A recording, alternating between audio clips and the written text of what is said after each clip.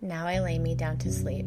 I pray the Lord my soul to keep. If I should die before I wake, I pray to God my soul to take.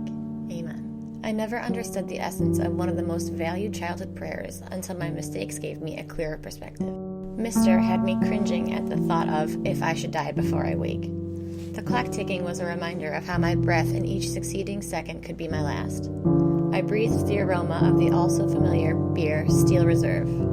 The smell seeped through his pores and left him soiling the sheets in sweat.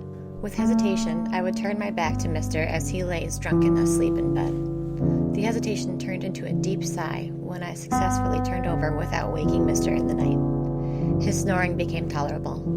Another moment to confirm he was asleep and I was alive.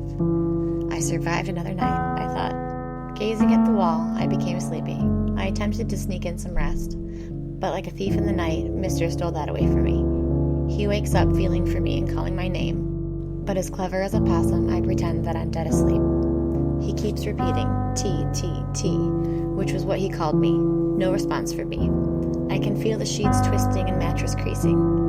I don't want to have sex, I thought. My legs are folded tightly together, knees facing the wall, left hand tucked inside my inner thighs, right foot crossed under my left foot, and my face buried in the palm of my right hand. The tension rises. I feel his aggressive hands planted on my thigh, and he rocks me. Wishing my tactics would work, I don't budge. I can sense him at the foot of the bed, knees firm on the mattress, staring at me. He attempts to pry my legs apart, and I respond as if I'm just shifting in the bed to stiffen my legs back together. This only upsets him, and he forcefully pries my legs apart. I become an actress, yawning, stretching, and opening my eyes slightly. What's wrong, baby?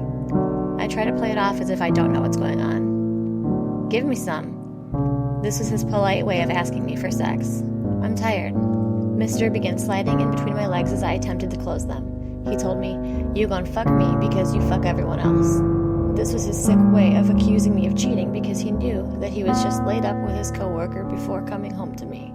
He grabs both my wrists in his two hands and presses them beside my head on the pillow. Looks me in the face and says, you gon' give me some. I say to Mister, no. I jerk from fear of anticipated pain and the reality of pain at the moment. He begins to lecture me with every stroke. T, you love me? T, I bet you don't go nowhere. T, you feel good? My eyes water because I don't have the fight in me. He's done. I lay in the same position he left me, scared to move because I know I'm torn. I can feel the heat of tissue rubbed raw. I don't want to move, but I have to go clean up. I'm disgusted and I feel filthy. He didn't use a condom this time, and he had no shame in letting me know he spent some quality time with his coworker before coming home. I'm praying that my internal wounds will heal and I won't be the victim of a sexually transmitted disease.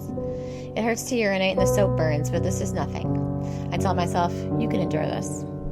Proverbs 3:24 will tell us, when you lie down, you will not be afraid. Yes, you will lie down and your sleep will be sweet.